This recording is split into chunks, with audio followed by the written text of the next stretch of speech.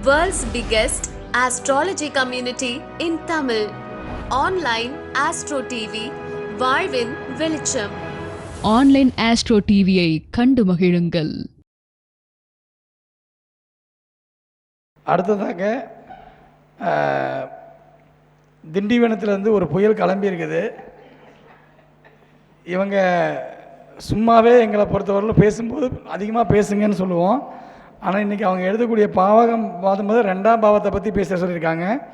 So திருமதி ஜெயந்தி ராமசாமி ஐயா அம்மா அவர்களை 2ஆம் பாவகம் அப்படின்ற ஒரு தலைப்பின் கீழே தன்னுடைய கருத்துக்களை முன்வைக்குமாறு அன்புடன் கேட்டுக்கொள்கிறேன். அருள்மிகு பழனி ஆண்டவர் முருகனை வணங்கி, நமது ஆசான் ஜோதிட வள்ளல் அருள்மிகு மணிகண்டராஜ் குருவை வணங்கி, ஆன்லைன் ஆஸ்ட்ரோ டிவி முத்துப்பாண்டி ஐயா வணங்கி, அடுத்து இங்கு வருகை புரிந்திருக்கும் அனைத்து ஜோதிட சொந்தங்கள் அனைவருக்கும் வணங்கி வணக்கம்.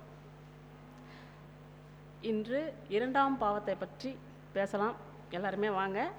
2ஆம் பாவம்னா என்னென்னா பார்த்தீங்கன்னா, முதல்ல எனக்கு நினைவு வருது சாப்பாடு தான் நினைவு வரும். ஏன்னா 2ஆம் பாவத்தில் ஒரு கிரகம் இருந்தாலே அவங்க சாப்பாடு தான் மெயினான ஒரு விஷயமா இருக்கும். 2ஆம் பாவம் சாப்பாடு, குடும்பம், எண்ணம், கணவனாக இருந்தால் மனைவியோட ஆயுள், மனைவியாக இருந்தாக்கா கணவனோட ஆயுள், ஒரு அதாவது பணம் உங்களுக்கு எப்படி வருன்றது 2ஆம் பாவம் தான் சொல்லும். அடுத்தது பார்த்திங்கன்னா, ஒரு மனிதனுக்கு பார்த்திங்கன்னா 2ஆம் பாவம், 4ஆம் பாவம், 12ஆம் பாவம் தான் முக்கியம். ஏன்னா சாப்பாடு, சுகம், அயன சயன போகம் இது முக்கியம். இது கெட்டாலே வாழ்க்கை ஏண்டா இந்த வாழ்க்கை என்று ஆகிவிடும். அதனால் பார்த்திங்கன்னா இந்த 2ஆம் பாவம் மெயின் பார்த்திங்கன்னா எல்லாருக்குமே ஒரு கிரகம் இருந்துச்சுன்னா உங்களுக்கு சாப்பாடு எப்படியாவது உங்களுக்கு சாப்பாடு உங்களுக்கு தேடி வரும், இல்லை கிடச்சிடும். சப்போஸ் அந்த இடம் காலியாக இருக்கும், இல்லை எந்த ஒரு சுபகிரகம் பார்த்துச்சுன்னா உங்களுக்கு சாப்பாடு ஒரு நல்லா கிடச்சிடும். அதே தீய கிரகம் கிடைக்கும் போது சாப்பாட்டுக்கு கொஞ்சம் அலைச்சலான சாப்பாடு தான் அது நமக்கு ஒரு இருக்கும். அதேமாதிரி பணமாக இருந்தாலும் சரி, எந்த ஒரு விஷயமும் குடும்பமும் சரி அதே தான். குடும்பன்றது 2ஆம் இடத்துல நம்ம அடங்கியிருக்கு. அந்த 2ஆம் பாவத்தில் குடும்பமே பார்த்திங்கன்னா நம்ம சுபகிரகம் இருந்துச்சுன்னா அந்த குடும்பம் அமைதியாக இருக்கும். இல்லை பாவகிரக பார்வையோ இல்லை பாவகிரகம் இருந்தாலே கொஞ்சம் அடிதடியோடு தான் அது நம்ம குடும்பம் ஓடும். இதில் ஃபஸ்ட்டில் பார்த்திங்கன்னா 2ஆம் பாவத்தில் சூரியன் இருந்தாருன்னா விதவிதமான சாப்பாடு இருக்கும். 2ஆம் இடத்துல சந்திர பகவான் இருந்தார்னா உணவுக்கு பஞ்சம் இருக்காது, ஏதாவது உணவு இருந்துக்கிட்டே இருக்கும். செவ்வாய் பகவான் சப்போஸ் அவர் 2ஆம் இடத்துல இருந்தார்னா சுட சுட உணவு, காரமான உணவு கிடைக்கும். குரு பகவான் இருந்தார்னா நெய் போட்ட சாப்பாடு, நெய் உள்ள சாப்பாடாக கிடைக்கும். சுக்கிர பகவான் இருந்தார்னா இனிப்பு உள்ள சாப்பாடு நமக்கு கம்பல்சரியாக இருக்கும். சனி பகவான் இருந்தார்னா சாப்பாடு இருக்கும், சாப்பிடலான்னு கொஞ்சம் லேட்டாக சாப்பிடுவாங்க.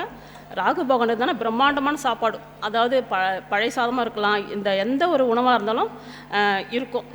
கேது பகவான் இருந்தீங்களா இதே தான், சாப்பாடு இருக்கும், ஆனால் அவங்களால அவ்வளோ சீக்கிரம் சாப்பிட முடியாது. அப்புறம் சாப்பிட்டுக்கலான்னு சொல்லிட்டு தள்ளிட்டு போவோம்.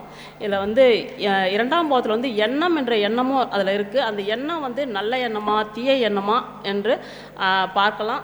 அந்த ஒரு சுபகிரகம் இருந்துச்சுன்னா அவங்களோட எண்ணங்கள் நல்லா இருக்கும், நல்ல தாட்ஸ் இருக்கும்.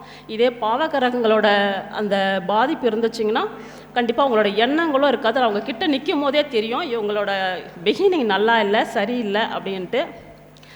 ஒரு மனிதன் பார்த்திங்கன்னா ஒரு குழந்தை பிறந்த உடனே ஒரு வருடத்தில் பார்த்திங்கன்னா நீங்கள் ஜாதகம் கண்டிப்பாக நம்ம பார்க்கணும். ஏன்னா அப்போ சின்ன வயசுலேயே ஒரு ஜாதகம் பார்க்கும்போது பார்த்திங்கன்னா சில நம்ம தவறுகளை நம்ம சரி பண்ணிக்கலாம். அதாவது அவனோட பிறந்த உடனே நமக்கு 2ஆம் பாவம், 4ஆம் பாவம், 12ஆம் பாவம், ஏன்னா இந்த 3 பாவம் ஆயுள்ன்றது நம்ம இதில் நம்ம சேர்க்க வேணாம். இந்த 3 பாவமே ஏன்னா அந்த 2ஆம் பாவத்தில் எல்லாமே அடங்கியிருக்கு. குடும்பம் அடங்கியிருக்கு, நமக்கு உணவு இருக்குது, நல்ல எண்ணம் இருக்குது. 4ஆம் பாவத்தில் சுகம் இருக்குது, வீடு இருக்குது, வண்டி இருக்குது, வாகனம் இருக்குது, அம்மா எப்படி இருப்பாங்கன்றது அந்த 4ஆம் பாவத்தில் இருக்குது. 12ஆம் பாவம் பார்த்தீங்கன்னா நமக்கு நல்ல உறக்கம் இருக்கா, உறக்கம் இருந்தால் தான் நிம்மதி கிடைக்கும். உறக்கம் இருக்கா, இல்லை நம்ம சாப்பிட்ற சாப்பாடு நல்ல சாப்பாடாக இருக்கா, இல்லை நமக்கு சாப்பாடு கிடைக்காதா, தேடி அலையணுமா, இல்லை தூங்குற இடம் நல்லா இருக்காதான்னு அது மெயினாக பார்க்கணும். அப்போ இந்த 3 இடமே ஒவ்வொருத்தர் சுபர் பார்த்தாலும் சுபர் இருந்தாலும் நல்ல சூப்பரான ஒரு வாழ்க்கையாக இருக்கும். இதே சப்போஸ் இது பாவகிரகம் பார்த்தாலோ இல்லை பாவகிரகம் அந்த 3 பாவத்தில் இருந்தாலோ நம்ம கடினமான வாழ்க்கையாக தான் இருக்கும். அந்த குழந்தைங்களுக்கு நம்ம என்ன பண்ணணும்னா, அந்தமாரி பிறந்த குழந்தைங்களுக்கு நீங்கள் ஜாதகம் பார்த்த உடனே அந்த எண்ணம், ஏன்னா 4ஆம் பாவன்றது அவங்களோட குணம், ஒழுக்கம் எல்லாமே 4ஆம் பாவத்திலே அடங்கியிருக்கு. அப்போ அந்த 4ஆம் பாவம் வந்து நம்ம அது ஏதாவது கெட்டு இருந்தாலும் பாவகரக தொடர்பு இருந்தாலும் பாவகரகம் இருந்தாலும் சுபகரகம் இருந்தால் எந்த ஒரு பாவத்துக்கும் எந்த ஒரு பிரச்சனையும் இல்லை. சப்போஸ் இந்த பாவகரங்கள் இருக்கும்போது அந்த குணமே கெட்டு போயிடும்.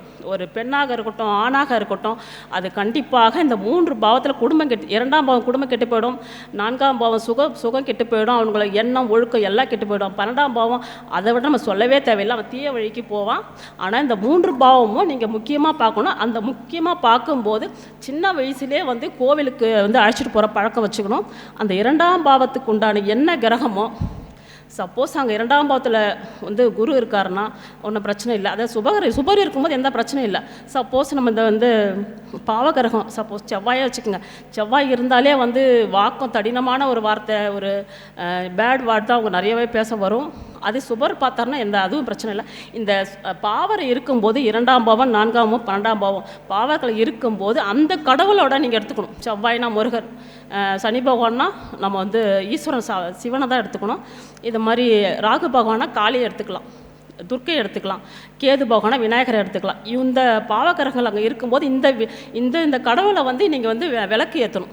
அந்த சின்ன வயசுலேயே ப்ராக்டிஸ் பண்ணிடணும். அந்த குழந்தைகள் ஆணாக இருந்தாலும் பெண்ணாக இருந்தாலும் சின்ன வயசுலேயே வந்து ப்ராக்டிஸ் பண்ணி அந்தந்த கோவிலும் ரெகுலராக வாரம் அவங்க போய் என்ட்ரி ஆகிடணும். அந்த வாரமும் ஒரு குறிப்பிட்ட ஒரு கிழமை வெள்ளியோ இல்லை சனிக்கிழமையோ இந்த 2 நாள் தான் மெயின்.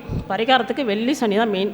இந்த 2 நாளில் போயிட்டு நெய் தீபம் ஏற்றணும். நெய் தீபம் ஏற்றும் போது பார்த்தீங்கன்னா நெய் தீபம் மற்ற எந்த எண்ணெயுமே ஏற்றக்கூடாது. நெய் தீபம் மட்டும்தான் குரு அருள் கிடைக்கும், குருவோட பார்வை கிடைச்ச மாதிரி இருக்கும். அந்த விளக்கு நீங்கள் ஏற்றும் போதே குருவோட பார்வை இவங்க ஆயுள் முழுவதும் ஏற்றும் போது இந்த குடும்பம் நமக்கு வந்து சின்ன பின்னம் ஆகாது, அவங்களோட ஒழுக்கமும் சரிப்படுத்தப்படும். இந்த 12ஆம் சுகஸ்தான அயனசயன போகம் கெட்டு போகாது. நெய் விளக்கு கண்டிப்பாக யாராக இருந்தாலும் நம்ம வந்து ஏற்றணும். அது விடாமல் வாரம் அந்த குழந்தைங்களுக்கு ப்ராக்டிஸ் கொடுத்து நம்ம அவங்க பெரியவங்களும் ஆவர வரல இதுவே நீங்கள் ப்ராக்டிஸ் கொடுத்தீங்கன்னா அவங்களோட கெட்ட அந்த பாவங்கள் எல்லாமே சரிப்படுத்தப்படும். குருவோட பார்வை நமக்கு நெய் விளக்கால் நமக்கு வந்து கிடைக்கும் அப்படின்னு தான் என்னோட வாதம். ஏன்னா வேறு வழி இல்லை, பரிகாரன்ற பேர் நம்ம எதையும் செய்யணும் அவசியம் இல்லை. சின்ன வயசுலேருந்தே அந்த குழந்தைங்களுக்கு நீங்கள் விளக்கேற்ற பழக்கத்தை நீங்கள் கற்றுக் கொடுக்கணும். நீங்களும் அந்த குழந்தைக்காக நீங்கள் வந்து ஏற்றணும். இதுதாங்க என்னோட வாதம். ஏன்னா நம்ம வந்து எல்லாருமே இப்போ குடும்பம் எல்லாருக்குமே நல்லா இருக்கானா சொல்ல முடியாது. ஏன்னா நம்ம ஜாதகம் சரி இருந்தாலும் நமக்கு எதிரணி நம்ம கணவனோ இல்லை மனைவியோ இவங்களுக்கு ஜாதகம் எதனா ஒரு பாவம் கெட்டு போயிருக்கும். இது கெட்டு போகிறதால நமக்கு வந்து தீர்வு என்ன பார்த்தீங்கன்னா கோவில் வழிபாடு தான் எனக்கு தெரிஞ்ச வரலும்.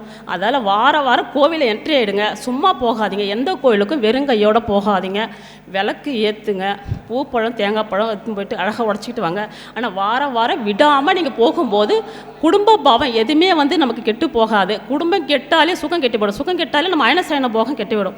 அதால் வந்து வார வழிபாடு கண்டிப்பாக எடுத்துக்கங்க. எல்லாருமே ஒரு வாரான கோவிலில் போயிட்டு கரெக்டாக நீங்கள் வந்து என்ட்ரி நம்ம வந்து எப்படி இப்போ நிறைய முஸ்லீம்ஸு கிறிஸ்டின்லாம் பார்ப்பீங்க வாரம் ஆனால் கண்டிப்பாக அவங்க வந்து அவங்க வழிபாடுக்கு போயிடுறாங்க. நம்ம இந்துக்கள் மட்டும்தான் டைமிங்கில் கீப் அப் பண்ணி நம்ம வந்து சரியாக வந்து நம்ம என்ட்ரி ஆக மாட்டோம். ஆனால் அந்த பழக்கத்தை வந்து நீங்கள் ரெகுலராக கோவிலுக்கு போகணுன்ற பழக்கத்தை நீங்கள் வந்து கடைப்பிடிச்சிக்கங்க. நம்ம குடும்பத்தை சீராக்கிக்கலாம், நம்மளை சுகபோகம் கெட்டிருந்தாலும் அதுவும் நம்ம சீராக்கிக்கலாம். ஆனால் நெய் விளக்கு ஏற்றுங்க, சுத்தமான நெய்யை ஏற்றுங்க. இதுதான் என்னோடய வாதம். நன்றி. வாய்ப்பு கொடுத்த என் ஆசான் மணிகண்டன் ராஜா அவர்களுக்கு நன்றி கூறி வணக்கம். என்னுடைய பெயர் ஜெயந்தி, அது மாற்றப்பட்டு சிவ ஜெயந்திப்பா. ஃபோன் நம்பர் வந்து பார்த்தீங்கன்னா 9585850641. சிவ ஜெயந்தி அவர்கள் மேற்கொண்டு இன்னும் நிறைய மேடைகளையும் அதே மாதிரி ஜோதிட பரிசுகளையும் பெறணும். அற்புதமாக பேசியிருக்காங்க. சுருக்கமாக பேசுவாங்கன்னு நினச்சேன். நிறைவாகவே செவ்வாயை பற்றி தன்னுடைய ஆக்கப்பூர்வமான கருத்துக்களை பேசியிருக்காங்க. வாழ்த்துக்கள்.